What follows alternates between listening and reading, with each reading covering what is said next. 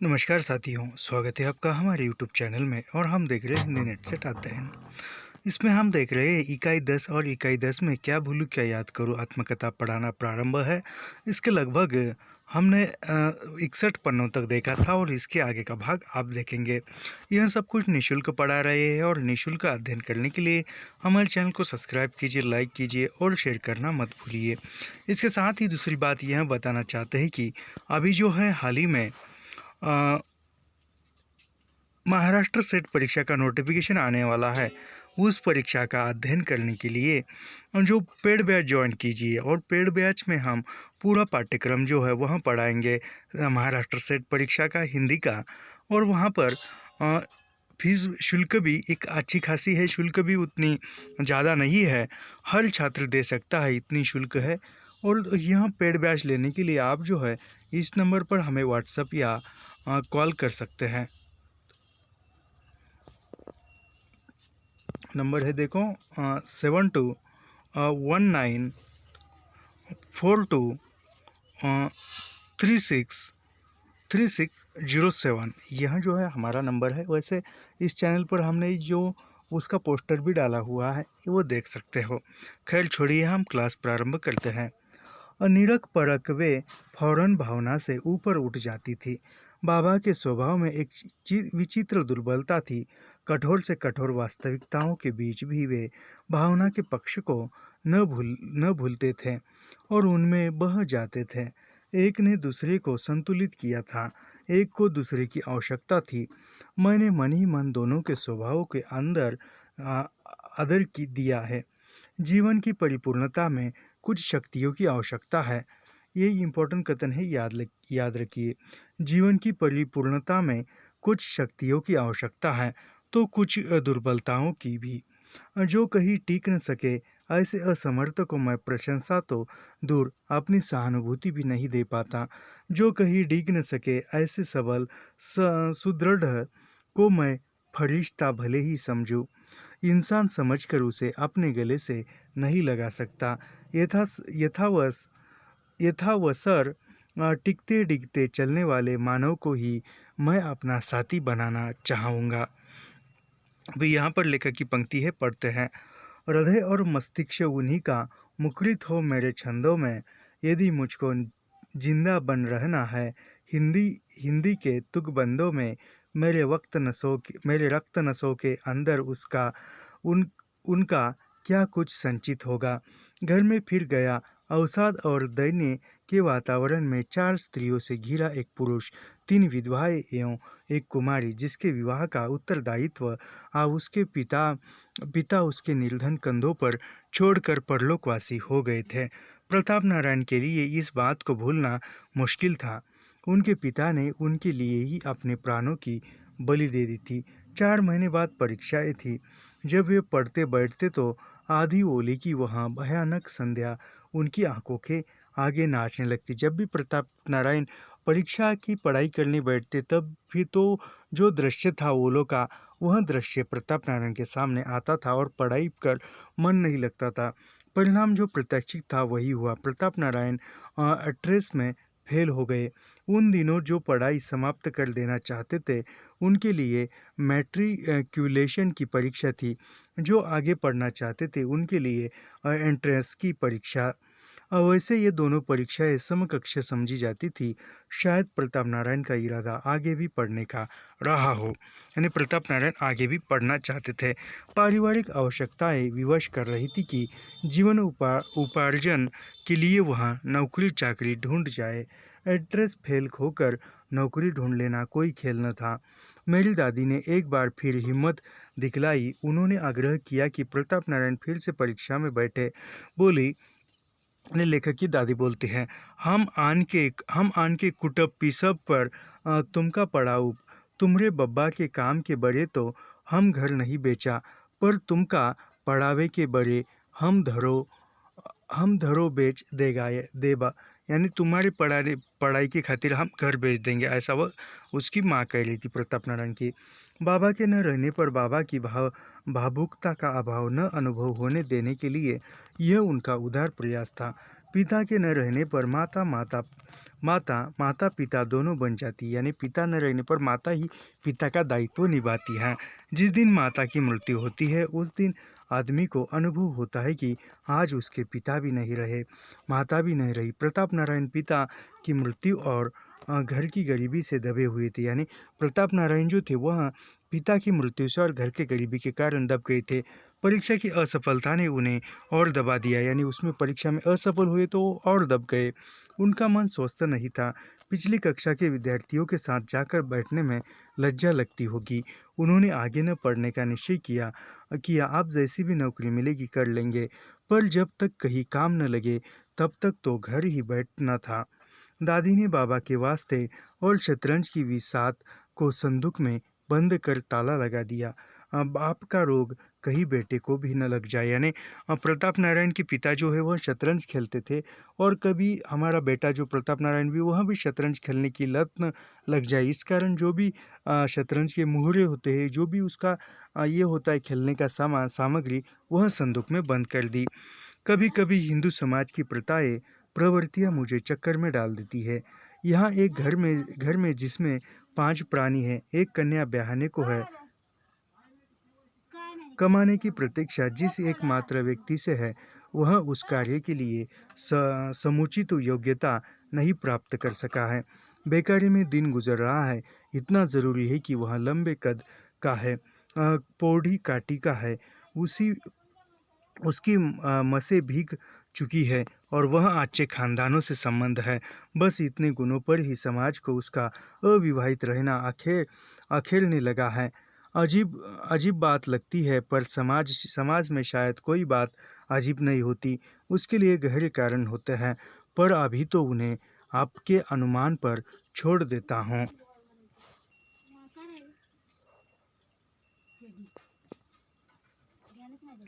पास पड़ोस के लोग, दूर निकट के संबंधी, खासकर बड़ी बूढ़ी स्त्रियां, पुरोहित, प्रजा परिवार की सेवा करने वाले नाई बाड़ी कहार को प्रजा यानी प्रजा क्यों कहते हैं। इस पर सोचते सोचते मैं इस परिणाम पर पहुंचता हूं कि सामंती समाज बहुत से छोटे छोटे सामंतों से निर्मित होता है।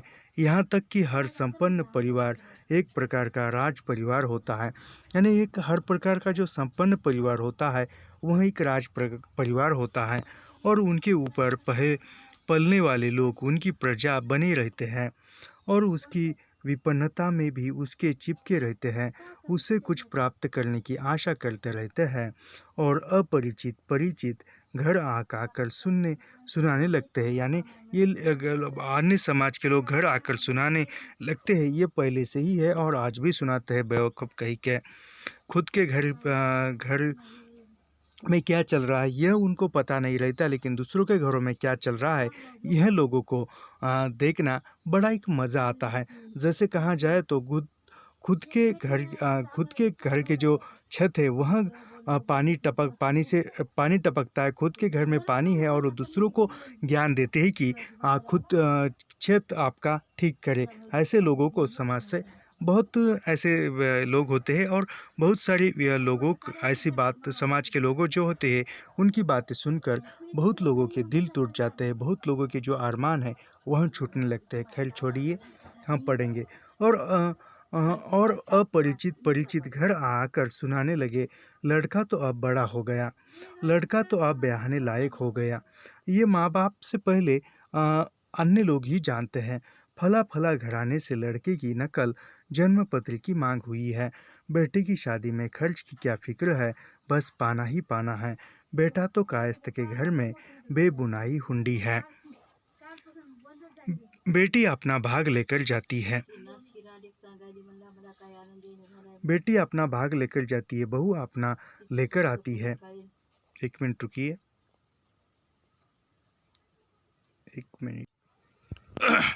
तो समाज के लोग जो है वह बहुत कुछ देखते हैं। मैंने अभी कहा उसी प्रकार खुद के घर में टीन से पानी टपकता है वह नहीं दिखाई देता, लेकिन लोगों के घर में घर की छतें उनको कहाँ टपक रही है यह दिखाई देता है।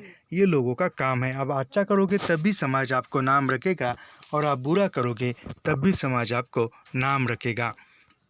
खैर छोड़िए, बेटा अपना भाग लेकर यानी बेटी जो है शादी हो जाने के बाद जो भी उसके भाग्य का है वह लेकर जाती है। और बहू लक्ष्मी हुई तो बेटे का भाग भी जग जाता है, यानी बहू यदि भाग्यवान होती है तो आपके बेटे का भाग्य भी चमक जाएगा।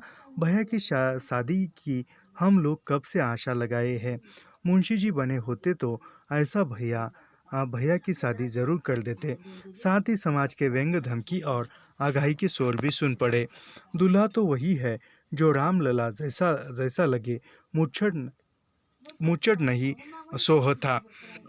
लड़का चरियर तो मुलायम का उल्टा हो गया तो सौ आर लड़की नहीं मिलती। जब रिश्ता करने से बराबर इनकार कर दिया जाए तो लोगों में शक पड़ जाता है कि लड़के में कोई खराबी है। यानी वह लड़की वाले आते हैं और विवाह नहीं करना ऐसा बता जाए तो लोग समझने लगते हैं कि लड़के में कोई खराबी है, कोई खोट है। ऐसे बहुत कुछ ये होता है। सच पूछो तो जवान जहील लड़के का अनब्याह रहना ठीक नहीं। आस पड़ोस में बहू बेटी वाले हुए, लड़की सयानी होकर बेयाही रही तो समाज और भी जीना दुश्वार कर देता है। यानी किसी के घर में यदि बड़ी लड़की है, शादी योग्य हुए और उसका विवाह नहीं हो रहा है या विवाह नहीं करना चाहते, कुछ समय पढ़ाना चाहते हैं, तो लोग जो है उसको उस परिवार का जीना दुश्वार कर देते हैं, जीना हराम कर देता है। उसकी ज़बान का अनवरत प्रवाह सहन करते जाना या तो बड़े बहादुर का काम है या बड़े बेहया का। यानी लोगों की बातों को सहन करना सुनना ये बड़े ही बहादुर लोगों का काम है या बेहया का काम है। बुद्धि के ब्याह के बारे में लोगों की ज़बान इस वास्ते बंद थी कि वह बेचारी बड़ी उम्र में भी बचपन की ठेलती रह गई थी। जैसे कौन, जो बुद्धि थी वह। फिर उसके पिता पिता पिता थे नहीं, माँ और नानी में इतना सामर्थ्य नहीं था कि उसका विवाह अपने बूते पर कर सके। ब्याह तो प्रताप नारायण को ही उसका करना था, पर जब उसकी माता के और उसके साधन स्वयं के निर्वाह के लिए पर्याप्त नहीं थे तो उसके कोष यानी विवाह प्रताप नारायण को करना था, लेकिन उधर निर्वाह करने का साधन पर्याप्त नहीं था तो वह उसका विवाह वह कहाँ से करेंगे। मोहल्ले टोले के शोर में राधा और महारानी भी अपना शोर कभी कभी मिलाती थी, तो उसके पीछे यह प्रच्छन्न भावना रहती कि प्रताप नारायण का विवाह हो जाए तो उनकी ससुराल के मिले दहेज से बुद्धि की शादी भी जुगत हो जाए। यानी वह लोग कहते थे कि प्रताप नारायण का विवाह हो जाए, विवाह में जो भी दहेज मिलेगा, जो भी सामग्री मिलेगी, जो भी धन आएगा, उससे बुद्धि की शादी हो जाएगी।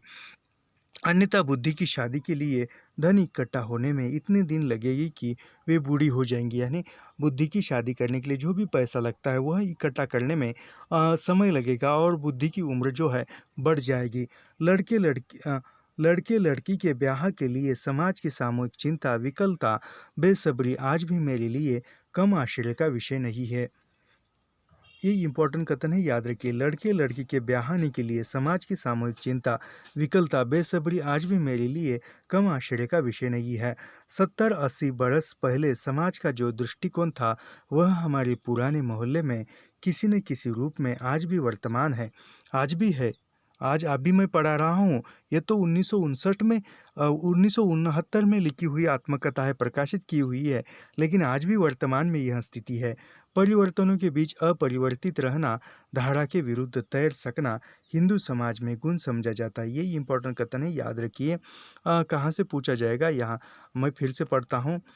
इम्पोर्टेंट कथन है, 70-80 बरस पहले समाज का जो दृष्टिकोण था हमारे पुराने मोहल्ले में किसी न किसी रूप में आज भी वर्तमान है। यहाँ से पूछा जा सकता है, परिवर्तनों के बीच अपरिवर्तित रहना, यानी जो बदलता है उसमें बदलाव न करना, धारा के विरुद्ध तैर सकना है। यानी नदी की धारा यदि पूरब की तरफ बह रही है और आपको जो है पश्चिम की तरफ तैरते जा रहे हो तो बड़ी कठिनाई उत्पन्न होती है। उसी प्रकार है हिंदू समाज में गुण, यह हिंदू समाज में गुण समझा जाता है विरुद्ध चलना। जब आर्य यायावर इस देश में आकर कृषक के रूप में व्यवस्थित हुए होंगे तब अवश्य ही उन्हें अपनी संतान बढ़ाने की आवश्यकता का अनुभव हुआ होगा। यानी जब आर्य यायावर यानी आर्य जो है यायावर यानी प्रवासी के रूप में आए और आए, तब आने के बाद उसको लगा होगा कि हमारी जनसंख्या बढ़ाने के लिए जो संतानें बढ़ाना आवश्यक है। गृहस्थ धर्म बहुविवाह और संतान उत्पन्न करने की क्षमता बनी रहने तक विवाह करते जाने की प्रथा ने समाज में जड़ जमाई होगी। यानी गृहस्थ धर्म, बहुविवाह यानी गृहस्थ धर्म, गृहस्थ में जाना है, गृहस्थ वातावरण में जाना है, गृहस्थ संस्था में जाना है, बहुविवाह और संतान उत्पन्न करने की क्षमता बनी रहने तक, यानी बहुविवाह में जो संतान उत्पन्न करने की जो क्षमता बनी रहने तक विवाह की जाने की प्रथा समाज में जमाई होगी। यानी यह विवाह संस्था जो है, हमारा सोशियोलॉजी समाजशास्त्र में बहुत बड़ा ये सवाल है इस पर कि विवाह संस्था एक टॉपिक की है 12वीं के पाठ्यक्रम में, समाजशास्त्र में, सोशियोलॉजी में, कि विवाह संस्था बुद्ध पूर्व इसमें वांछित संयमन संतुलन आ गया होगा। बुद्ध ने यति धर्म को समाज के मूल में स्थापित कर इस संतुलन को बड़ा भारी धक्का दिया। अविवाहित युवक युवतियों के भिक्षु भिक्षुणी के रूप में संघ प्रवेश में समाज का ढांचा टूटा नहीं होगा तो पूरी तरह हिल गया होगा। जब ब्राह्मण धर्म ने फिर से अपने को स्थापित किया होगा तब अवश्य ही उसने विवाह को व्यक्ति की इच्छा पर न छोड़कर सामाजिक उत्तरदायित्व बना दिया होगा। यानी जो विवाह नहीं करना चाहते थे वह बौद्ध भिक्षु बन जाते थे, लेकिन बाद में ब्राह्मणों ने इसको वैयक्तिक इच्छा के अनुसार न छोड़कर एक सामाजिक दायित्व उत्पन्न किया, क्योंकि समाज में रहना है तो विवाह करना ही होगा, ऐसा उसने ये किया। आज भी समाज का आग्रह है कि प्रत्येक युवक युवती का विवाह होना चाहिए। यानी आज भी जो समाज है, समाज चाहता है, वह चाहे या न चाहे, उसकी तैयारी है या नहीं है, इससे कोई लेना देना नहीं। समाज चाहता है कि उसका विवाह होना चाहिए, उसकी शादी होनी चाहिए, भले ही वो इंसान बनने लायक है या न हो, कुछ लेना देना नहीं है। यूरोप में बहुत बड़ी संख्या में पुरुष स्त्री आजीवन अविवाहित रहते हैं। यानी यूरोप में जो है बहुत सारे युवक युवतियाँ, बहुत सारे स्त्री पुरुष जो है जीवन भर अविवाहित रहते, विवाह नहीं करते। इसके लिए न समाज उनकी आलोचना करता है, न उसका अनादर करता है, न उस ओर विशेष ध्यान देता है। यानी यूरोप में जो है समाज उसकी आलोचना नहीं करता है कि वह अविवाहित है, विवाह नहीं करे, समाज उसको नाम नहीं रखता। लेकिन हमारे देश में भले ही उसकी उम्र थोड़ी सी समझो, लड़की की विवाह करने की उम्र जो है 18, 20, 19 है, वो 25 के ऊपर जाने दो। लोग जो है घर से ज़्यादा अन्य लोगों को ही चिंता पड़ती है कि बेटी की शादी यह लोग क्यों नहीं कर रहे हैं। बेटा यदि किसी का लड़का है, उसकी उम्र थोड़ी सी ज़्यादा हो गई है, उसकी माँ, उसके घर वाले उसकी कोई टेंशन नहीं लेते, बेटे की शादी नहीं हो रही, बेटा का लड़की की शादी नहीं हो रही। लेकिन अन्य लोगों को बहुत ये करता है, क्योंकि लोगों के घरों में जो ताक झांकने की आदत है वह हमारे भारतीय समाज से नष्ट होनी चाहिए। खैर छोड़िए, हम आपके टॉपिक की ओर बढ़ते हैं। फिर यूरोप की तरह हिंदू विवाह व्यक्तिगत मामला भी नहीं। यानी यूरोप में विवाह जो है वह वैयक्तिक मामला है, खुद की इच्छा अनुसार है। खुद की इच्छा हुई तो वो विवाह कर सकता है, या न हुई तो न कर सकता है। कहाँ पे? यूरोप में। लेकिन हमारे हिंदू समाज में क्या है, विवाह जो है व्यक्तिगत मामला नहीं है, वह सामाजिक है, वह पूर्णतया सामाजिक कृत्य है। विवाह के रीति रिवाज कुछ इस प्रकार रखे गए हैं कि उनके साथ समाज के निम्न वर्ग से लेकर उच्च वर्ग तक संबंध हो जाते हैं। हमारे यहाँ के विवाहों में यदि सुहाग सिंदूर धोबिन देती तो संस्कार ब्राह्मण करता है। यानी सुहाग का जो सिंदूर है वह धोबिन देती है, जो अन्य जो मंत्र का उच्चारण है, अन्य जो भी यह है वह यह ब्राह्मण करता है। यानी कहा जाए तो विवाह हिंदू धर्म के अनुसार जन्म से लेकर मृत्यु तक इंसानों पर 16 संस्कार किए जाते हैं। 16 संस्कार किए जाते हैं, उनमें से विवाह एक संस्कार है, वह भी एक करना अनिवार्य है, ऐसा हिंदू संस्कृति के अनुसार माना जाता है।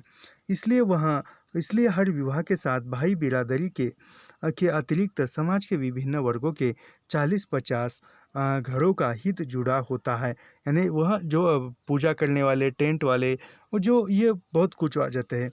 और यह सारा समुदाय इस बात के लिए आग्रहशील रहता था कि कोई अविवाहित न रह जाए। यानी विवाह हो जाए तो इनकी दक्षिणा इनको मिलेगी, इनका घर चलेगा, इनका पेट भरेगा। फिर जिस समय वर्ग से बाहर जाकर जीविकोपार्जन के द्वारा न खुले, हाँ, उस समाज इस आग्रह को सत्याग्रह की सीमा तक ले जाए तो आश्चर्य क्या है।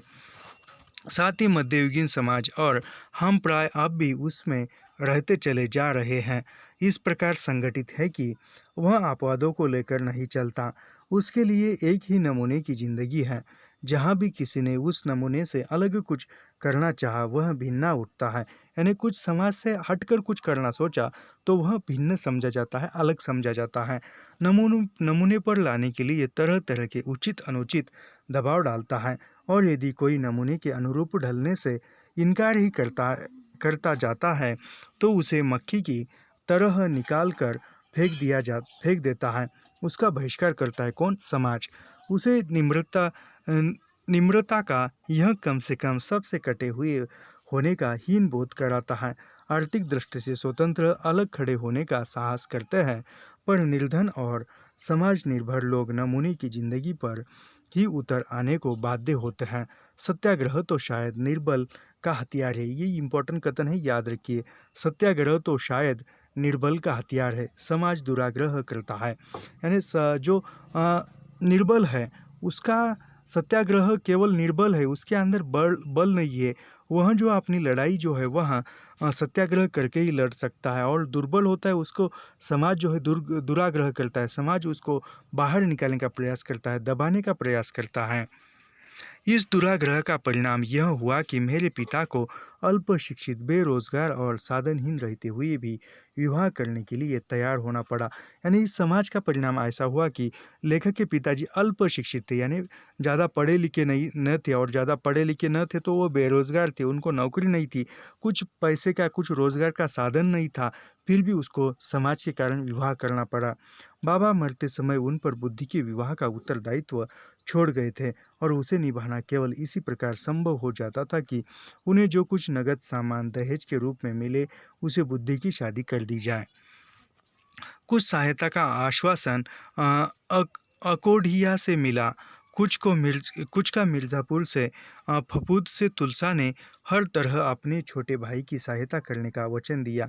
दादी और मेरे पिताजी के भी मन में कहीं यह आशा अटकी होगी कि यदि किसी सौभाग्यवती कन्या का चरण घर में पड़ जाए तो निश्चय ही घर का भाग्य बदल जाएगा। यानी दादी यानी प्रताप नारायण की माँ और प्रताप नारायण भी सोच रहे थे कि यदि अच्छी लड़की मिल जाए तो उस लड़की के भाग्य से हमारा घर जो है बदल जाएगा, घर में भी एक अच्छा खासा धन संपत्ति आने लगेगी। अपने इकलौते बेटे की बहू का मुख देखने की सुखद लालसा ने भी दादी को गुदगुदाया होगा। यानी दादी भी सोच रही होगी कि इकलौता बेटा है, यानी प्रताप नारायण जो है इकलौता बेटा है, उसके पत्नी का मुख देखूं, ये तो बहुत लोगों की आशा होती है।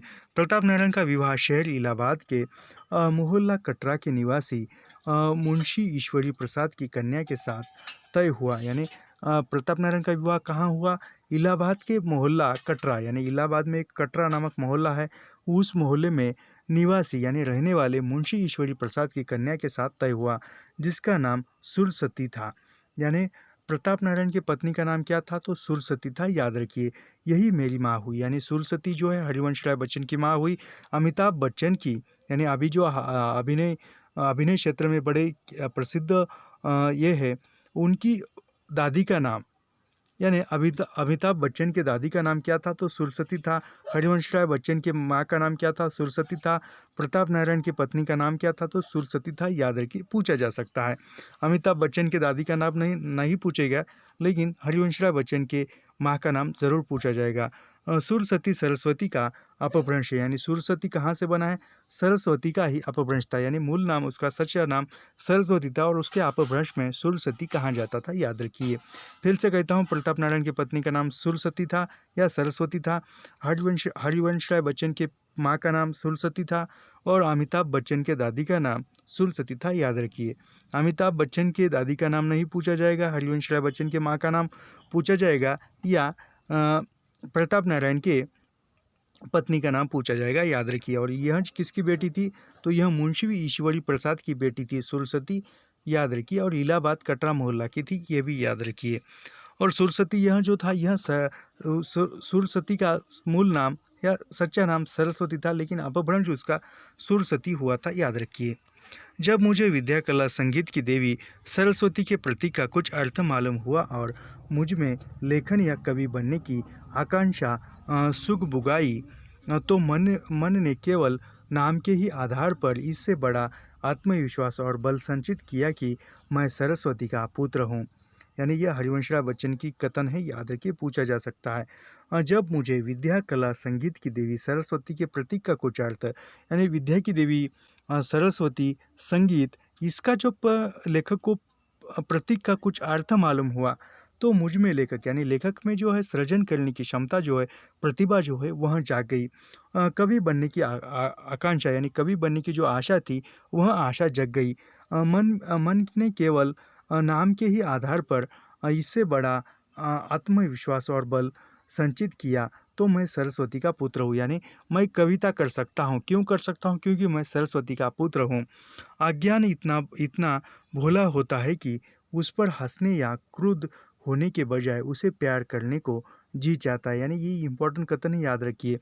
अज्ञान इतना भोला होता है, यानी कोई अज्ञान व्यक्ति है, वह पढ़ा लिखा नहीं है, तो उसमें इतना भोलापन रहता है कि उस पर यानी अन्य लोग उस पर हंसने या क्रोध करने के बजाय उसे प्यार करने को जी चाहता है।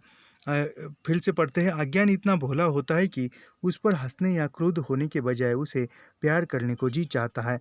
प्रसंगवश यह भी बता दूं कि हिंदी के लेखक और कवियों में मेरे सबसे निकटी श्री सुमित्रानंद पंत की माता का नाम भी सरस्वती था। यानी याद रखिए, हरिवंश राय बच्चन के निकट, यानी हरिवंश राय बच्चन के निकट रहने वाले या हरिवंश राय बच्चन के साथ रहने वाले या मित्रता का भाव रखने वाले कौन से कवि थे? सुमित्रानंद पंत, जो प्रकृति के सुकुमार कवि पंत थे, और उस पंत के माता का भी नाम सरस्वती था, याद रखिए। जब अपने पिता के दिए हुए नाम गोसाई दत्त को बदलकर उन्हें अपने लिए दूसरा नाम सुनने की सनक सवार हुई, यानी सुमित्रानंद पंत का मूल नाम क्या था? तो गोसाई दत्त था, और बाद में उन्होंने अपना नाम बदलकर सुमित्रानंद पंत रखा, याद रखिए। एक बार उन्होंने सरस्वती नंदन भी बनाना चाहा, यानी एक बार जो है सुमित्रानंद पंत ने अपना खुद का नाम सरस्वती नंदन यानी सरस्वती का पुत्र या बेटा, पर इस नाम में शायद उन्हें अहमन्यता की गंध सी आई। अघेर उन्होंने यह विचार छोड़ दिया। अपना नाम बदलने की बात कभी मेरे मन में नहीं आई, यानी लेखक के मन में कभी बात नहीं आई कि मैं भी मेरा नाम बदलूं। इसके विपरीत माता पिता ने मुझे जिस नाम से घर में पुकारा था, उसी को मैंने अपने लेखक के लिए स्वीकार किया। यानी जो नाम माता पिता ने रखा था, जो नाम घर में पुकारते थे, वही नाम लेखक के रूप में भी लेखक ने स्वीकार किया, बदलना नहीं चाहा। हालांकि उन दिनों जैसे साहित्यिक और श्रुति मधुर उपनाम, यानी उस समय में जो साहित्यिक, श्रुति मधुर ऐसे उपनाम रखने की प्रथा थी, अपने लिए चुनते थे। उनसे मेरे बच्चन काय झालाई, यानी लेखक ने अपना नाम बदलना उचित न समझा।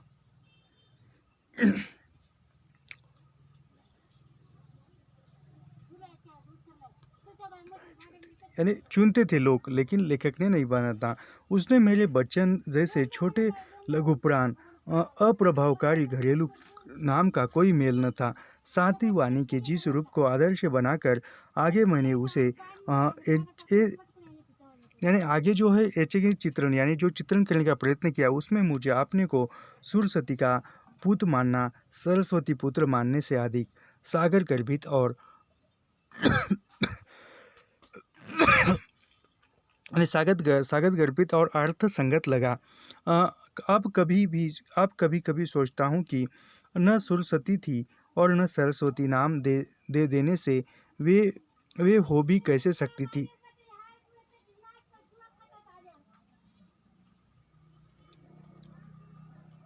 अकारणहीन कल्पनाएं भी संस्कारों की कितनी मजबूत बुनियादें डाल सकती है। सुरसती के पुत्र को राग और आग साथ लेकर चलना चाहिए, यानी सुरसती के पुत्र को जो राग और आग जो है साथ लेकर चलनी चाहिए। इसे कितनी तरह से कितनी बार लिख चुका हूँ, कितना लेकर चल सका हूँ, इसे मैं कैसे कहूँ।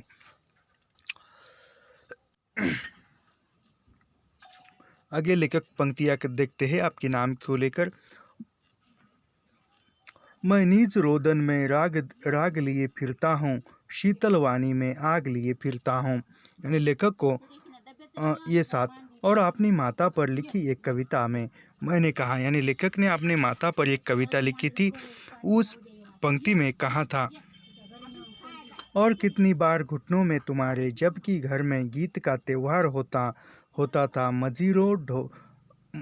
मजीरो ढोल ताशों की गमक में बैठकर लय ताल शोर था मैं संजोता। और मेरे झूमने पर जबकि तुमने पीठ मेरी थपथपाई थी, लगा था सुरसती ने मुख मृत पाषाण छूकर राग भरती आग जैसे हो जगा दी। जीभ को तुमने सिखाया बोलना, ओ गीत की लय कान में तुमने बसा दी। अपने माँ पर लेखक ने यह पंक्तियाँ लिखी हुई हैं। पीताम्बर पंडित के बेटे मंगल पंडित की भविष्यवाणी सच निकली, यानी पीताम्बर पंडित की जो भविष्यवाणी थी वह भविष्यवाणी सच निकली। मंगल पंडित को उनके पिता ने ज्योतिष पढ़ने के लिए काशी भेजा था, यानी मंगल पंडित को उनके पिता ने यानी पीताम्बर पंडित ने मंगल पंडित को पढ़ने के लिए काशी भेजा था, याद रखिए। पर ज्योतिष तो उनसे सदा नहीं। अलबत्ता बनारस से भजन भंगर बूटी बरगीची पान दर्जा का शौक लेकर वे इलाहाबाद लौट आए। पिता ने उनका विवाह करने के उन्हें चक्र से छोड़ दिया और खुद अपने गांव लौट गए, जो कहीं सोराव तहसील में था। ब्राह्मण बेकार भी अपनी रोजी कुछ जुगत कर ही लेता है। बनारस से लौटते समय वे पुराने पंचांगों का एक भारी गट्टर लाए। कौन लाया था बनारस से लौटते समय पुराने पंचांगों का भारी गट्टर? जो मंगल पंडित लाए थे। गट्टर अपने साथ लाए थे। ज्योतिषी तो वे थे, पर कट ज्योतिषी अवश्य थे। बीमारी बीमारी कब तक रहेगी, संकट गरीबी कब तक टलेगी, गर्भवती को लड़का होगा कि लड़की, चोर माल चुका कर किस दिशा में भागा है, यानी चोर जो है माल चुरा कर किस दिशा में भागा है, कहाँ गड़ा है, आदि आदि बातों में वे पंचांग उलट पलट उंगलियों पर कुछ गिन मुँह, यानी कौन, ये मंगल पंडित बताते थे, कुछ बुदा कर बता देते और उसी 100 में 95 ठीक यानी 100% में 95% जो ठीक लगते थे। 5 के लिए सफाई देने की उन्हें बहुत सी तरकीबें मालूम थी। प्रताप नारायण की जन्मपत्री देखकर उन्होंने कह दिया था कि दक्षिण की लड़की उत्तर दिशा में बैठी हुई वर की प्रतीक्षा कर रही है। यानी प्रताप नारायण जो सरस्वती थी, हरिवंश राय बच्चन की माँ, उस मंगल पंडित ने कहा था कि तुम्हारी जो पत्नी है, प्रताप नारायण को कहा था, पत्री देकर, जन्म पत्री देकर कहा था कि तुम्हारी जो पत्नी है दक्षिण दिशा की लड़की है, उत्तर दिशा में बैठी है, एक वर की प्रतीक्षा, यानी अपने दूल्हे की प्रतीक्षा करते हुए वहाँ पर वह बैठी है। मुंशी ईश्वरी प्रसाद का परिवार बारह से आकर इलाहाबाद कटरा में बसा था, यानी ईश्वरी प्रसाद जो सरस्वती के पिता थे, वह कहाँ से आए थे? बारह से आकर इलाहाबाद कटरा में बसे थे। बारह इलाहाबाद की दक्षिण तहसील में है, यानी बारह जो है, बारह एक कस्बे का गांव है, गांव का नाम है, याद रखिए, और वह इलाहाबाद के दक्षिण दिशा में ही आता है। शायद शहर में आकर बसने वाले में खानदान के पहले व्यक्ति थे।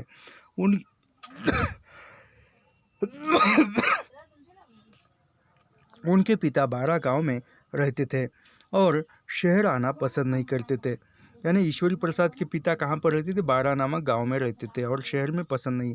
अपने पर नाना के विषय में मैंने एक ही किस्सा सुना था।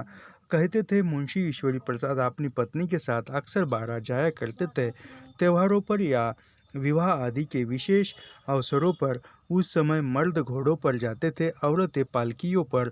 लेकिन कुछ ही दिनों बाद ऐसा हो गया कि रेल उधर से निकल गई। यानी पहले जो है, जो पुरुष है वह घोड़े पर बैठकर जाते थे और महिलाएं जो है वह पालकी में बैठकर जाती थी। लेकिन ऐसा हुआ कि उधर रेल आई और फिर लोग रेल में ही जाने लगे, ट्रेन से। स्टेशन गांव से कुछ दूर पड़ता था। कुछ नई चाल की सवारी पर चढ़ने के शौक, कुछ सुविधा के ध्यान, कुछ खर्च की किफ़ायत से प्रेरित हो एक बार मेरे नाना नानी रेल से बारह पहुँचे। यानी एक बार लेखक के जो हरिवंश राय बच्चन के नाना नानी जो है बारह जो है रेल से गए। स्टेशन से घर तक तो पालकी में जाना ही था। जब नानी की पालकी दरवाजे पर पहुंची तो मेरे परनाना लट लेकर खड़े हो गए। मैं इन्हें घर में नहीं घूमने दूंगा। आप तो ये पलट वाली हो गई। रेलवे से पलटनों का आना जाना देखकर शायद तुम्हें पलटन गाड़ी की संज्ञा दे दी गई हो। लोगों के बहुत समझाने बुझाने पर माने, पर जिंदगी भर मेरी नानी को पलटन वाली ही पुकार कर व्यंग करते थे। यानी लेखक के नाना क्या कहते थे, पलटन वाली कहते थे। रहे साथ ही उनके हाथ की बनाई रोटी फिर उन्होंने कभी नहीं खाई। अ, मेरे नाना मेरे नाना इलाहाबाद की कचहरी में सरिश्तेदार थे, यानी एक सरिश्तेदार थे। मेरे अपने परिवार में किसी के कचहरी पेशा न होने के कारण मैं यह नहीं जानता कि रिश्तेदार का क्या काम या होदा होता है, पर शायद कोई बड़ा होदा नहीं है, बहुत छोटा भी नहीं। उन्होंने उर्दू में कानून की एक किताब का संपादन किया था। यानी अ, हरिवंश राय बच्चन के नाना ने उर्दू भाषा में एक कानूनी किताब का संपादन किया था, याद रखिए। किसने किया था? जो ईश्वरी प्रसाद ने।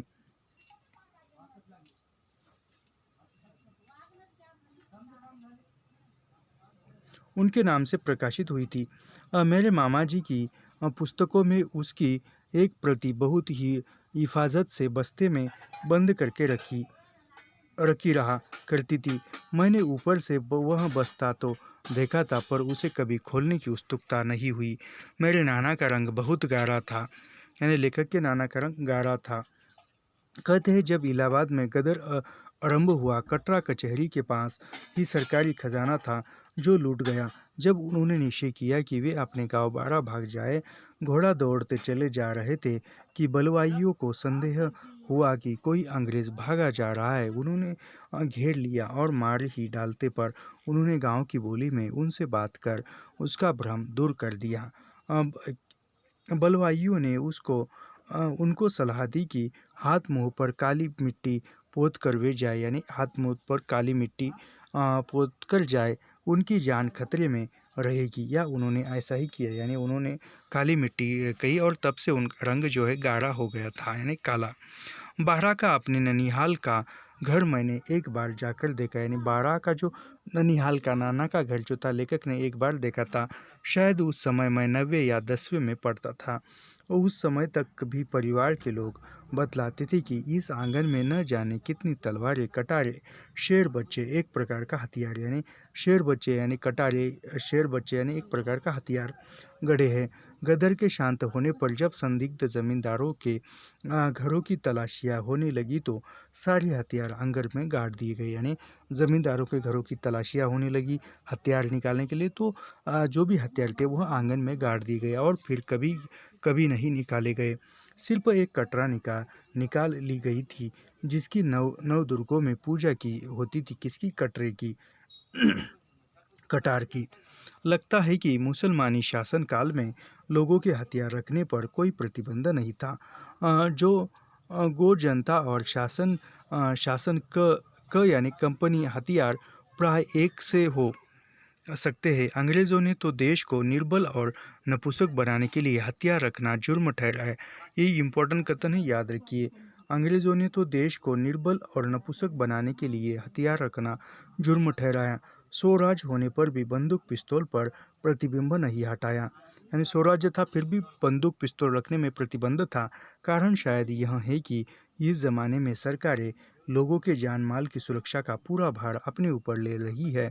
आज सरकारों के पास इतने विशिष्ट हथियार आ गए हैं कि बंदूक पिस्तौल रखने की खुली इजाज़त देना भी ऐसा ही होगा जैसा कि ज़माने में लाठी रखने की छूट दी, यानी ज़माने वालों को लाठी रखने में जिस प्रकार छूट है उसी प्रकार हथियारी बंदूक पिस्तौल रखने में दी हुई है। पर हथियार हथियार शायद सुरक्षा से अधिक आत्मविश्वास प्रदान करते हैं। यही इम्पोर्टेंट कथन है, याद रखिए। पर हथियार शायद सुरक्षा से अधिक आत्मविश्वास प्रदान करते हैं और इस दृष्टि से किसी भी आज़ादी कौम का उन पर मुक्त अधिकार होना चाहिए। दुरुपयोग को सदा ही कानून से बंद किया जा सकता है। नाना के हथियार रखने के कारण उग्र होने के कोई किस्से मैंने नहीं सुने। गदर के बार गदर के बार मेरे बाबा के सामान वे भी केवल कलम चलाने में दक्षता प्राप्त करने की अभिलाषी रहे। गद्दर की असफलता ने इस देश की जनता के शांत धर्म को तोड़ दिया था। महात्मा गांधी ने भारतवर्ष को स्वराज्य अहिंसा के बल पर दिलाया। स्वराज्य होने के बाद देशभक्ति के लिए हिंसा का आश्रय लेने वालों को जनता के मन में उभरने नहीं दिया। पड़ोसियों के बर्बर आक्रमण के बाद शायद समाज में फिर से क्षात्र धर्म को पुनः स्थापित करने की आवश्यकता प्रतीत हो।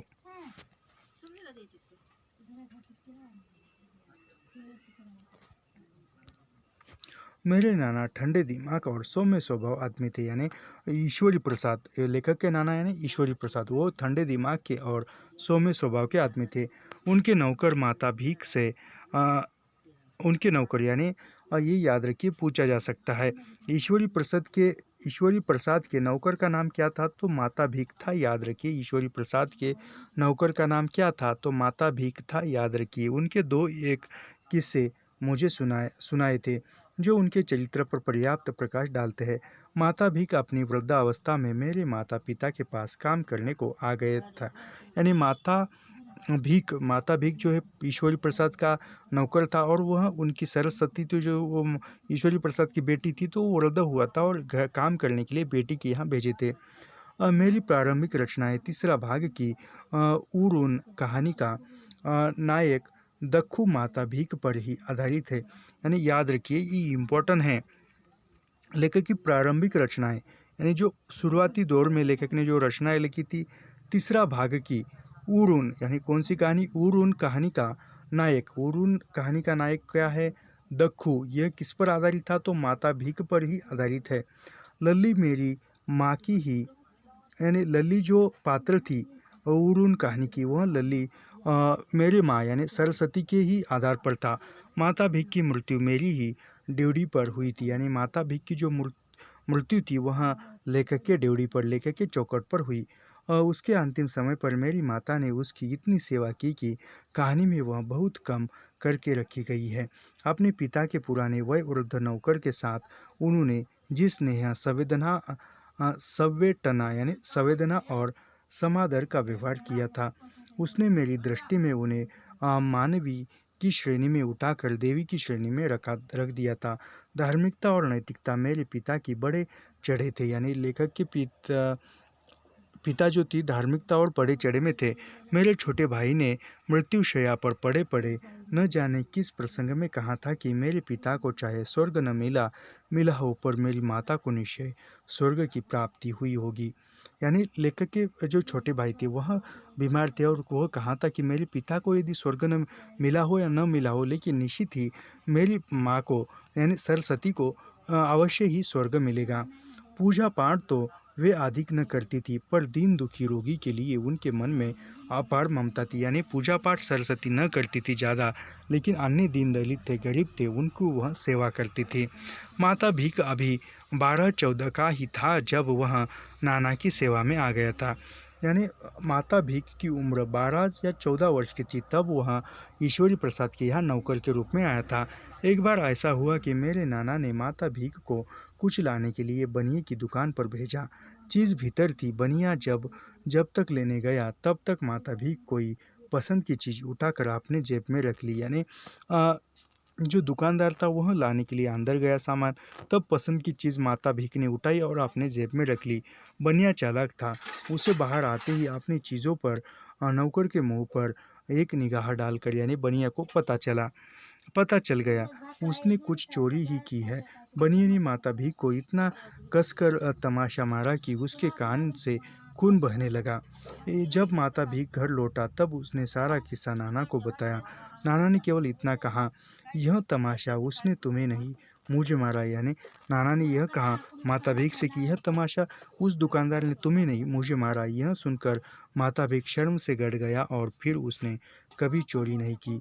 वह कहता, ऊ दिन की ई दिन कोनो के एक पड़ा होए लाख पड़ा होए, मैं हाथ से नहीं छुएऊ। यानी तब से आज तक मुझे किसी ने हाथ नहीं लगाया। नाना को कचहरी के काम के सिलसिले में दौरे पर भी जाना पड़ता था। दौरे में माता भीख साथ जाता, यानी जब ईश्वरी प्रसाद अदालत में काम करते थे तो कभी दौरा के लिए बाहर जाते थे, तो माता भीख जो है वह भी साथ जाता था। वही उसका खाना भी बनता था। एक दिन माता भीख ने लौकी की रसेदार तरकारी और पूरी बनाई और थाली परोस कर नाना के सामने रख दी। नाना ने भोजन कर लिया और अपने काम पर बैठ गए। जब माता भी खाने को बैठा तो पहला कौर मुंह में डालते ही उसने थूक दिया, यानी पहला कौर मुंह में डाला तो उसने थूक दिया। वह लौकी तो तित लौकी थी, यानी वो तित लौकी थी। उसकी तरकारी मुंह में नहीं दी जाती थी, यानी वो खाती नहीं थी। माता भी हाथ जोड़कर नाना के सामने खड़ा हुआ, यानी फिर भी नाना ने कुछ नहीं कहता और वो हाथ जोड़कर सामने खड़ा हुआ। हुजूर कसूर माफ़ हो, यानी हुजूर गलती हुई है, माफ़ कीजिए। आज लौकी बड़ी कड़वी बनी, यानी लौकी की सब्जी थी वो कड़वी बनी थी। आप खाए ली है। नाना ने सिर पर इतना कहा, यानी नाना ने माफ़ी मांगी और इतना कहा, तुम्हारा कोई कसूर नहीं। लौकी के भीतर की बात तुम कैसे जानते हैं? तुम लौकी यानी जो कद्दू है वह कद्दू दूधी कड़वी हुई, इसमें तुम्हारा कोई दोष नहीं। उसके अंदर ही कड़वा स्वाद था, तुमने अंदर जाकर थोड़ी देखा। आज मेरे लिए भगवान का यही हुक्म था, जब मैंने उसी का भोग भगवान को लगा दिया तो मैं खुद उसे खाने को कैसे इनकार करता, यानी खुद ईश्वर ने दिया तो मैं खुद खाने को इनकार कैसे करता, ऐसा वह कहते थे। यदन्न पुरुषो भवति तदस्तस्त देवता। नाना ने इसके उल्टे को भी अपने लिए मान्य ठहरा लिया था। इसके विपरीत मेरे बाबा कहते हैं, खाने में बहुत मीन मेश निकालते थे। किसी को खाना बनाने में वे 100% नंबर कभी नहीं दे सकते थे। वे अक्सर कहते, कौन? नाना, हाँ सब्जी तो अच्छी बनी है, पर जीरा ज़्यादा भून गया है, या लौंग ज़रा कच्ची रह गई है, या इसी तरह त्रुटि बतलाने वाली कोई छोटी सी बात। सुस्वादु सुपक भोजन मुझे प्रिय है, पर मैं समझता हूँ स्वादिष्ट पर मेरा आग्रह नहीं है। हाँ, अगर खाना लापरवाही से बना हो तो अवश्य मुझे अच्छा नहीं लगता, यानी यदि लापरवाही से भोजन बनाया है तो अच्छा नहीं लगता, और कभी कभी मुझे गुस्सा भी आ जाता है। हालांकि हालांकि आना न चाहिए, क्योंकि प्राय गलती अनजाने में हो जाती है, यानी जो भी खाना पकाते समय गलतियाँ होती है वो अनजाने में होती है, जानबूझकर कोई नहीं करता। और है कि कोई चीज़ जल गई, कच्ची रह गई, कि नमक ज़्यादा पड़ गया, कि बिल्कुल नहीं डाला गया। ऐसी हालातों में मुझे शांत रहने का तेजी के साथ हाथ में एक बड़ा कारगर नुस्खा आ गया। यानी तेजी यानी हरिवंश राय बच्चन की पत्नी और अमिताभ बच्चन की माँ। बहुत गंभीर बनकर वे कहती, यानी गंभीर स्वर में तेजी कहती थी, अगर इस समय आपके नाना खाने पर बैठे होते तो वे क्या करते, यानी इस समय तुम्हारे नाना यदि खाने पर बैठ जाते तो वे क्या करते, और मैं चुपचाप वैसा भी खाना बना होता खाकर, यानी जैसा ही खाना बना होता वैसे ही वो खाकर उठ जाता था। अगर कभी खाने में कोई त्रुटि बता दी, यानी कोई खाने में गलती बता दी, उत्तर मिलता इस समय आपके बाबा, यानी उत्तर मिलता कि तुमने आज खाने में मिर्च ही ज़्यादा डाली, ऐसा यदि लेखक ने कहा तो तुरंत तेजी बच्चन कहते थे कि इस समय आपके बाबा आपकी जीभ पर बैठकर बोल रहे हैं, यानी आपके बाबा आपके जीभ पर बैठकर बोल रहे हैं। नाना बाबा के ये किस्से मेरे लड़कों को भी मालूम है, यानी नाना बाबा के किस्से हैं लड़कों को, यानी जो भी अमिताभ बच्चन उनके भाई है उनको भी पता है। और खाने की मेज पर जब खाना किसी के भी मन माफिक न हुआ तो कोई न कोई छेड़ देता है, और पूर्वजों की याद और मनोविनोद के बीच भोजन समाप्त होता है। मेरे नाना की मृत्यु जिस प्रकार हुई, उसने भी लगता है कि वे बड़े संयत और गंभीर चरित्र व्यक्ति रहे होंगे। एक बड़े ज्योतिषी ने 1 वर्ष पूर्व उसके देहवास की तिथि और घड़ी बतला दी, यानी एक पंडित ने, एक ज्योतिषी ने लेखक के नाना यानी ईश्वरी प्रसाद के देहवास यानी कब मृत्यु होगी वो उसकी तिथि बताई थी। उनकी एकमात्र कन्या विवाह ने योग्य थी, एकमात्र पुत्र अभी 7-8 का ही था, पर उन्होंने घबराहट का कोई चिन्ह प्रकट न किया, यानी एक ही बेटी विवाह करने के लिए थी, और एक बेटा था वो 7-8 वर्ष का था। मकान में अपना बनवा चुके थे, यानी खुद का मकान था, जो अब भी पीले शिवालय की गली में मौजूद है, और जिसमें अपने अंतिम दिनों तक मेरे मामा जी रहते थे। बेटी के ब्याह का उन्होंने पूरा सामान जुटा दिया, यानी बेटी की शादी में जो भी सामग्री रखती थी वह सब कुछ रख दी थी। और बेटे की शिक्षा के लिए नानी के 5 रुपए जमा करा दिए। बेटे बेटी से क्या कहना था, पर उन्होंने मेरी नानी को आगाह कर दिया था, तो उसी दिन से तरह तरह से पूजा व्रत में लग गई थी। कौन? नानी। निश्चित दिन भी आ गया, यानी जो ज्योतिष ने बताया था वह दिन आ गया। नानी माला जप लेकर जप करने के लिए आसन पर बैठ गई, किंतु नाना का दैनिक कार्य हंस मालूम चल पड़ा था। यानी वह नानी चिंता कर रही थी, लेकिन नाना का जो ईश्वरी प्रसाद का जो कार्य था, दैनिक कार्य था, वह चल रहा था। कचहरी जाने का समय हुआ तो नानी ने रोका, लेकिन नाना ने हंसकर कहा, जिसके साथ जिंदगी भर काम किया है उसने उनसे विदा तो लो। यानी जिसके साथ जिस कर्मचारियों के साथ मिलकर मैंने काम किया है जिंदगी भर, उसको विदा तो लो, ले आओ। पूरे दिन काम करके वे घर लौटे। थोड़ी देर बाद उन्होंने छाती में दर्द की शिकायत की और सांस तोड़ दी। यानी फिर पूरे दिन काम किया, घर लौटे कचहरी से, और फिर कुछ छाती में छोड़ा दर्द हुआ और फिर सांस छोड़ दी, उसकी मृत्यु हो गई। ईश्वरी प्रसाद की। भविष्यवाणी करने में ज्योतिष की शक्ति पर मुझे पूरा विश्वास नहीं। जितना है वह संभवतः उसी दुर्बलता पर आधारित है जो प्राय सभी मनुष्यों में पाई जाती है। अज्ञात को जानने की जिज्ञासा, और इस दुर्बलता की अवस्था में मनुष्य निश्चित न जाने पर संभाव्य से कुछ सांत्वना प्राप्त कर लेता है। विश्वास यदि फलदायक है तो विश्वास फलनाशक भी हो सकता है। यानी किसी चीज़ पर विश्वास रखना यह फलदायक है, सफल है, तो वही विश्वास जो है फलनाशक यानी असफल भी होता है। मैं कभी कभी सोचता हूँ कि मेरे नाना की मृत्यु इस कारण तो पूर्वोक्त दिन समय पर नहीं हुई कि उसकी सत्यता में उन्हें पूर्ण विश्वास था। यानी वह सोच सोच कर भी मेरी मृत्यु इस समय पर होगी, इस समय पर होगी, ऐसा सोच सोच कर ही उनकी मृत्यु उस समय पर हुई होगी।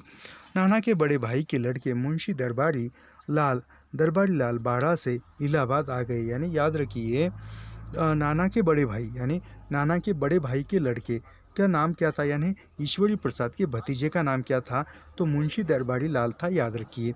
और ये इलाबारा गांव से इलाहाबाद आए और परिवार की देख रेख करने लगे। नानी के सिर पर दो काम थे। यानी नानी के सिर पर दो काम क्या थे? कन्या सुरसती के ब्याह देना और बालक विंदेश्वरी प्रसाद की पढ़ाना।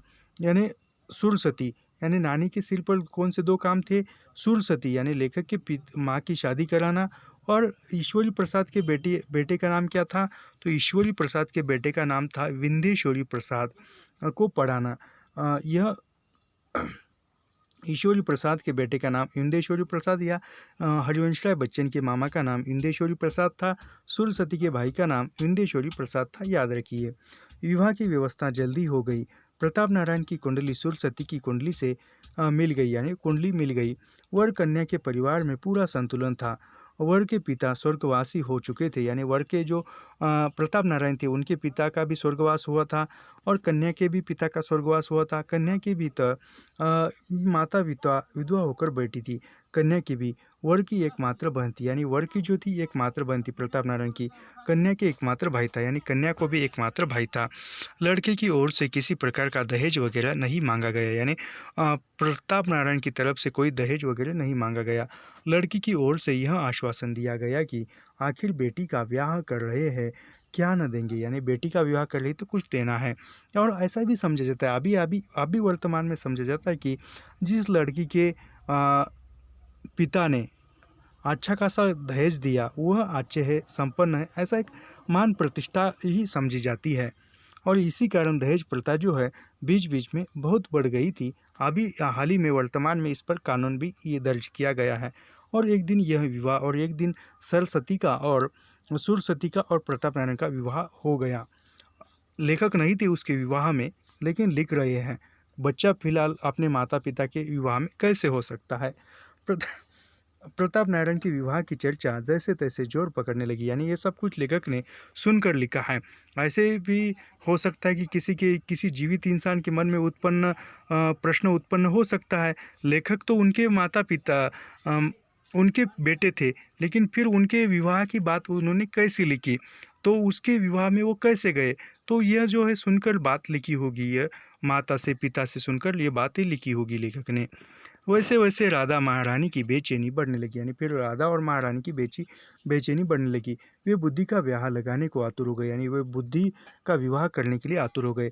मंगल पंडित की ड्योढ़ी पर कभी माँ कभी बेटी दिखाई देती। यानी वो बुद्धि के विवाह की बात करने के लिए या बुद्धि के विवाह के लिए वर देखने के लिए वह मंगल पंडित के घर जाया करते थे। रिश्तेदारों के यहाँ चक्कर लगाती। मंगल पंडित को लटकाने की आदत न थी। जिसको जो बतलाना होता फट बता दे, यानी जो बताना था बता देते या कह देते, भैया इसमें हमारा ज्योतिष नहीं चलेगा, यानी जो सत्य है वही बता देते और कह देते कि भैया इसमें हमारा ज्योतिष नहीं बता देगा। लेकिन राधा महारानी के साथ वे बहुत दिन टाल मटोल करते रहे। पर जब वे बहुत उसका जी खाने लगी, यानी बहुत जी खाने लगी, रोज रोज जाती होगी, तो एक दिन उन्होंने व्यंग से मुस्कुराते हुए कहा, बुद्धि बड़ भागी है, मूंगों से लदी जाएगी, मोतियों से लदी जाएगी, लोटेगी, यानी वह जो है मोतियों से लौटती रहेगी। भड़भागी मूंगों से लदी जाएगी, यानी मूंगों से लदी जाएगी और मोतियों से लदकर वापस आ जाएगी। मुस्कुराते हुए कहा। राधा महारानी की बातें खिल गई, लेकिन प्रताप नारायण ने रंग पहचाना, संशय संकेतित हो गए। संभव है मंगल पंडित ने उसके कान में कुछ कह दिया हो। बुद्धि का विवाह बादशाही मंडी के बाबू राजकिशोर के साथ तय हो गया। ये बात याद रखिए, बुद्धि का विवाह यानी जो महारानी की पत्नी थी, राधा की पोती थी, और बुद्धि की नानी राधा थी, महारानी जो थी वह उनकी माँ थी बुद्धि की।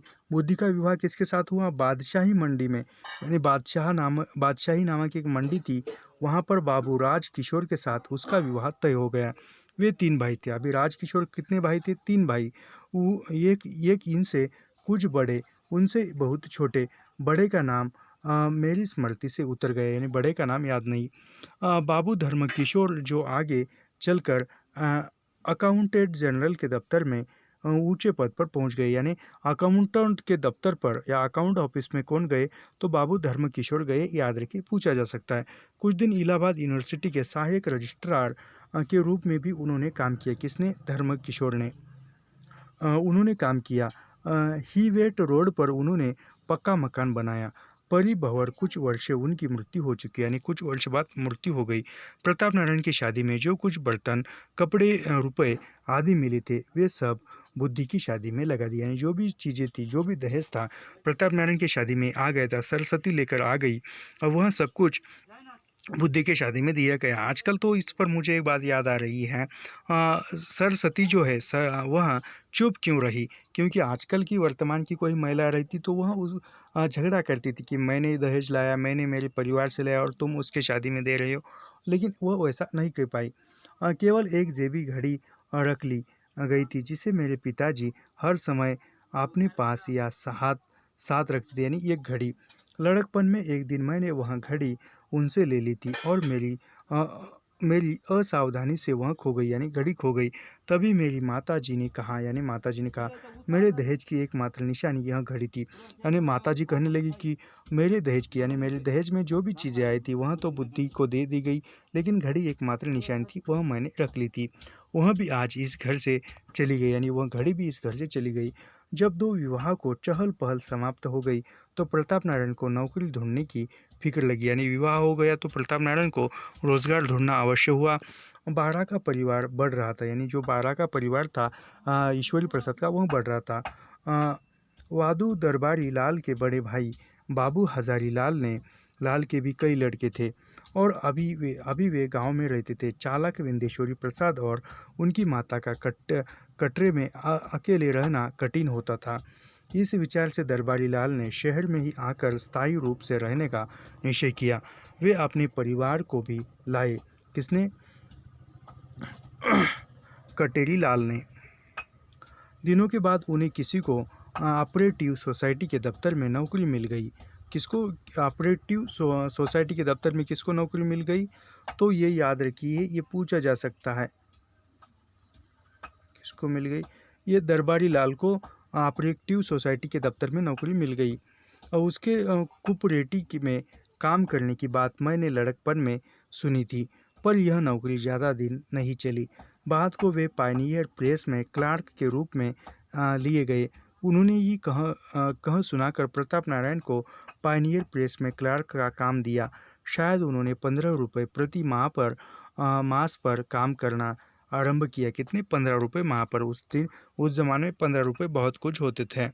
मेरी नानी से किसी समय खटपट होने पर दरबारी लाल दारागंज के किसी मकान में चले गए।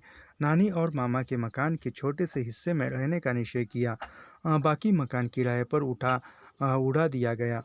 उसी से नानी की निर्वाह, यानी जो भी मकान का किराया आता था उसी पर नानी का निर्वाह होता था और मामा की शिक्षा हो जाती थी। पायनियर उन दिनों अंग्रेज़ों की बड़ी संगठित और सुव्यवस्थित संस्था समझी जाती थी। कौन सी? पायनियर। मैनेजर अंग्रेज़ हुआ करता था। सब ऊंचे ऊंचे पदों पर अंग्रेज़ काम करते थे। अच्छे अंग्रेज़ विद्वान पत्र का संपादन करते थे, यानी जो विद्वान है, पढ़े लिखे हैं, अच्छे हैं, ऐसे अंग्रेज़ जो है पत्र का संपादन करते थे। उनके संपादकों में, यानी जो पायनियर पत्र के संपादकों में कौन कौन अंग्रेज थे? रडयार्ड किपलिंग का नाम जगत प्रसिद्ध हुआ, यानी ये पायनियर के अंग्रेजी संपादक थे प्रसिद्ध। उसका नाम क्या था? रडयार्ड किपलिंग। याद रखिए, प्रसिद्ध हुआ। संपादकीय विभाग में भी अंग्रेज अथवा एंग्लो इंडियन रखे जाते थे। हिंदुस्तानी केवल छापखाने में, यानी हिंदुस्तानी को केवल छापखाने का ही काम दिया जाता था। क्लरिकल विभाग में काम करते थे। प्रताप नारायण ने अपने पिता के अव्यवस्थित जीवन के विषय में इतना सुना था कि देखा था कि उन्होंने निश्चय किया कि वे उनकी भूल को न दोहराएंगे। उन्हें एक अच्छी संस्था में पांव रखने की जगह मिल गई, यानी एक अच्छी संस्था में रोजगार मिल गया था। तो वो अपनी किसी त्रुटि के कारण उसे वहाँ से हटाने न देंगे, यानी अपनी गलती के कारण वहाँ से आप पद नहीं जाने देंगे। उन्होंने कुल मिलाकर शायद 35 वर्ष पायनियर की नौकरी की, यानी प्रताप नारायण ने कुल मिलाकर 35 वर्ष तक पायनियर पत्र के विभाग में नौकरी की। सबसे नीचे क्लार्क से ऊंचे क्लार्क की कुर्सी तक पहुंचे, यानी नीचे के क्लार्क से ऊंचे क्लार्क, यानी प्रमोशन होता गया। जब वे रिटायर हुए तब उसकी तनख्वाह 200 से ऊपर थी, यानी जब प्रताप नारायण रिटायर हुए तब उनकी जो तनख्वाह थी, सैलरी थी, वह कितनी थी? 200 के ऊपर थी। उनके सहयोगी क्लार्कों ने उन्हें एक मानपत्र दिया था जिसमें लिखा था, यानी एक मानपत्र सहयोगी ने दिया था, उस पर लिखा था, क्या लिखा था वहाँ पढ़ेंगे। Pillar of support support of the pillar of office, यानी इसका अंग्रेजी अर्थ हिंदी में होगा पायनियर कार्यालय का आधार स्तंभ। यानी पायनियर कार्यालय का आधार स्तंभ कौन था? तो वह प्रताप नारायण था। याद रखिए। कहाँ गया था? शीशा जड़ा वह मानपत्र कहीं मेरे सामान में पड़ा है, यानी जो मानपत्र दिया था वह लेखक के सामान में कहीं पड़ा है।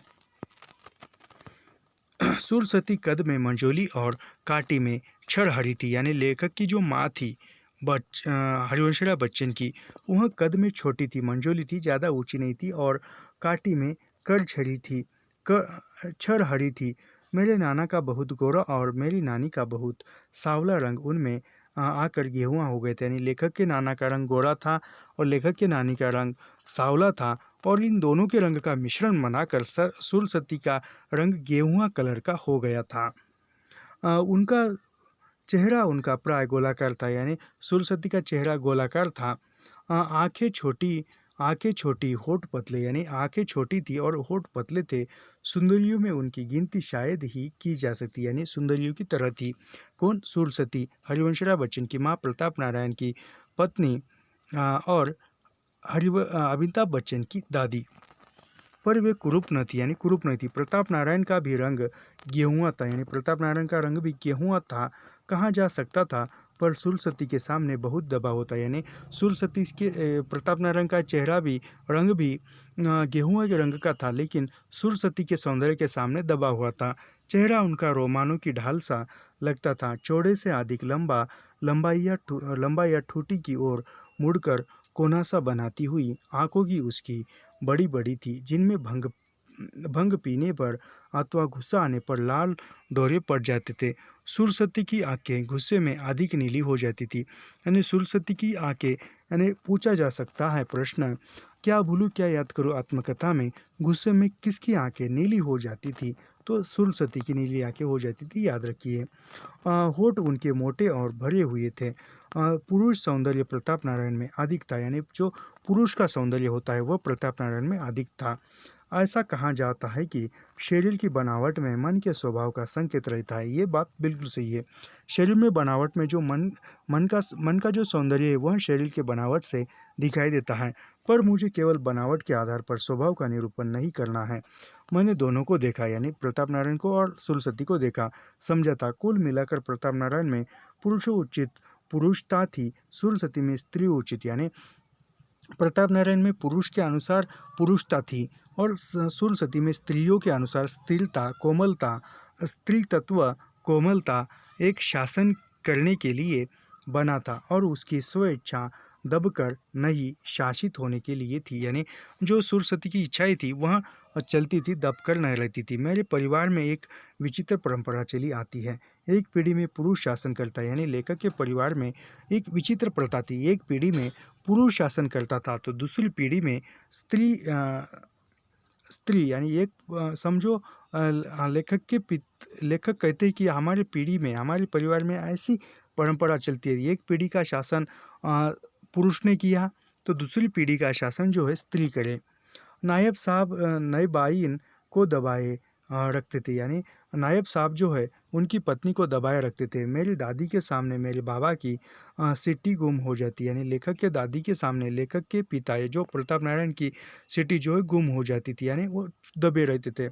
मेरे पिताजी मेरी माताजी के लिए शेर पर सवा शेर बने रहते थे, यानी लेखक के पिताजी भी लेखक के माता को दबाने का प्रयास करते थे।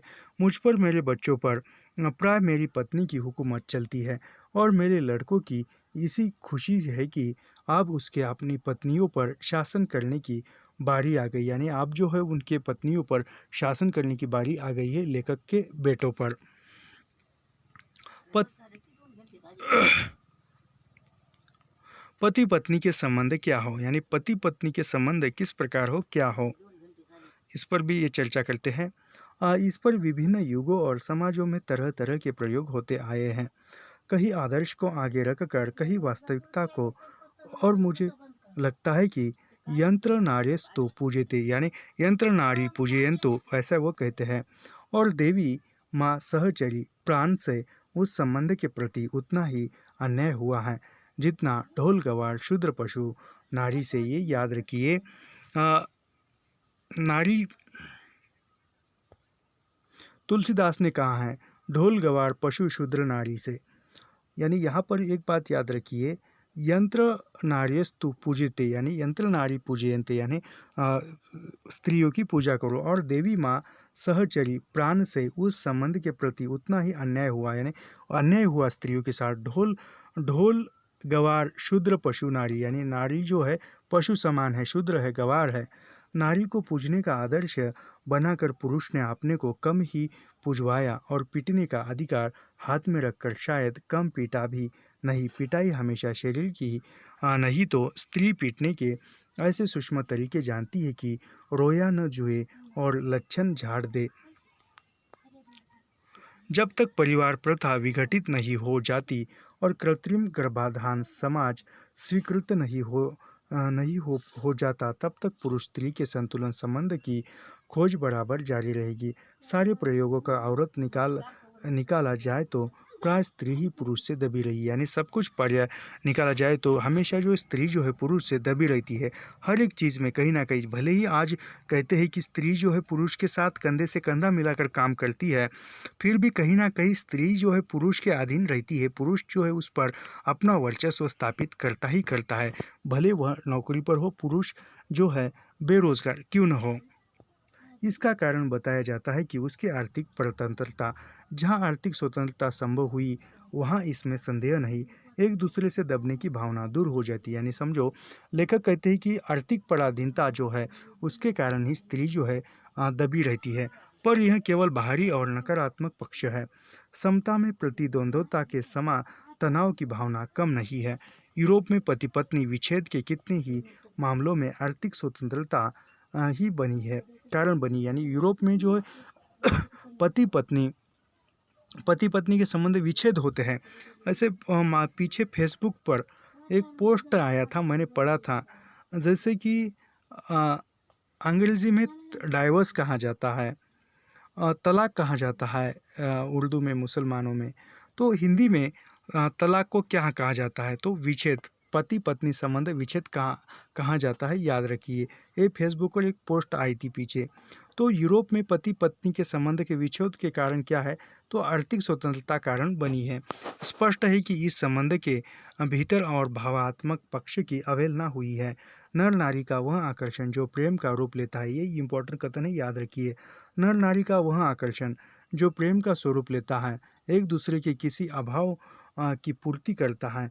दोनों की ही अपने अपने अह को किसी न किसी रूप में पोषित करने और किसी न किसी रूप में मिटाने की आवश्यकता होती है।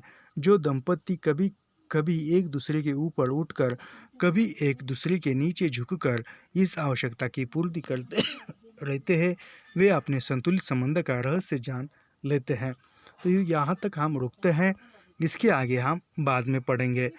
तो ऐसे ही अध्ययन करने के लिए हमारे चैनल को सब्सक्राइब कीजिए, लाइक कीजिए और शेयर करना मत भूलिए। अंतिमतः कहते हैं कि यह क्लास आपको कैसी लगी हमें बताइए, क्योंकि आपका कमेंट ही हमें हौसला देता है। आपकी सफलता ही हमारी सफलता है, हमारे चैनल की सफलता है। तो यहाँ पर हम रुकते हैं और यहाँ से आगे बाद में देखते हैं। तो ऐसे ही अध्ययन करने के लिए सब्सक्राइब कीजिए, लाइक कीजिए। धन्यवाद।